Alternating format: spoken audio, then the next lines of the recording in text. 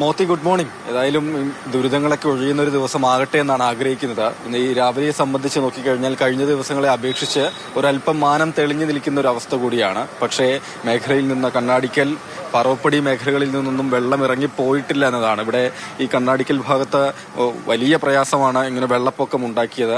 ഇവിടെ റോഡിൽ വെള്ളം കയറി നിൽക്കുന്നത് കാണാം. 100-ലധികം വീടുകളിൽ വെള്ളം കയറിയിട്ടുണ്ട്. പൂർണ്ണമായി ഇറങ്ങിപ്പോയിട്ടില്ല എന്നതാണ്. വെള്ളം ഇറങ്ങി തുടങ്ങിയിട്ടുണ്ട്, പക്ഷെ വളരെ മന്ദഗതിയിൽ മാത്രമേ വെള്ളം ഇറങ്ങി പോകുന്നുള്ളൂ.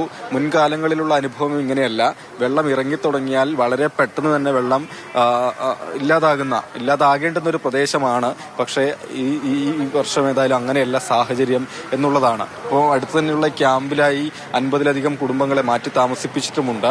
വീടുകളിൽ നിന്ന് വെള്ളം ഇറങ്ങാത്തത് കൊണ്ട് അവർക്ക് ആർക്കും തിരിച്ചു വരാൻ കഴിയാത്ത ഒരു സാഹചര്യം കൂടിയാണ് ഉള്ളത്. ഈ ജില്ലയിൽ പൊതുസ്ഥിതി പരിശോധിച്ചു കഴിഞ്ഞാൽ മഴയ്ക്ക് കുറവ് വന്നതുകൊണ്ട് തന്നെ ഈ നാശനഷ്ടം, കെടുതി എന്നിവയെല്ലാം കുറയുകയും ചെയ്തിട്ടുണ്ട് എന്നുള്ളതാണ്. പക്ഷേ നമ്മൾ ഈ താഴ്ന്ന പ്രദേശങ്ങളിലാണ് നിലവിൽ വലിയ പ്രയാസമായി നിൽക്കുകയും ചെയ്യുന്നത്. ചേട്ടാ, ഇവിടെയുള്ള ആൾ തന്നെയല്ലേ? അല്ല, ഞാൻ ഇവിടെ പറമ്പിൽക്കടയിലുള്ളതാണ്. ഇവിടെ അടുത്തുള്ള ആൾ തന്നെയാണ്. അപ്പൊ ഈ മഴ മാറിയിട്ടും മഴ കുറഞ്ഞിട്ടും വെള്ളം ഇറങ്ങുന്നില്ലല്ലോ. വെള്ളം ഇറങ്ങിയെന്ന് പറഞ്ഞാൽ കുറഞ്ഞ രീതിയിൽ ഇറങ്ങുന്നുള്ളൂ. ഞങ്ങളെ കിരാരൂർ പ്രദേശത്തൊക്കെ എന്നാണെങ്കിൽ കുറഞ്ഞ രീതിയിൽ.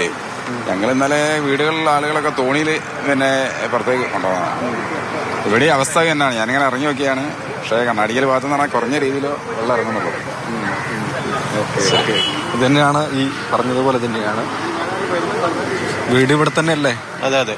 വെള്ളത്തിലൂടെ വരുന്ന കണ്ടു. അതെ. എത്ര ദിവസമായി അല്ലേ? മൂന്നാമത്തെ ദിവസം. വീടിനകത്ത് വെള്ളമുണ്ടോ? വീട്ടിലകത്തില്ല, റോഡ് മേലുള്ളൂ. മാറേണ്ട വന്നിട്ടില്ല? മാറിയില്ല. മാറേണ്ട അവസ്ഥയാണ്. പുറത്ത് പോകാൻ പറ്റൂല വീട്ടിൽ നിന്ന്. എന്താ ഇത്ര പതുക്കെയാണല്ലോ വെള്ളം ഇറങ്ങുന്നല്ലേ? അത് എവിടേക്കോ ബ്ലോക്കുകളുണ്ട്. പുതിയ പാലം വന്നതും അങ്ങനെ കുറെ ഇതുണ്ട്.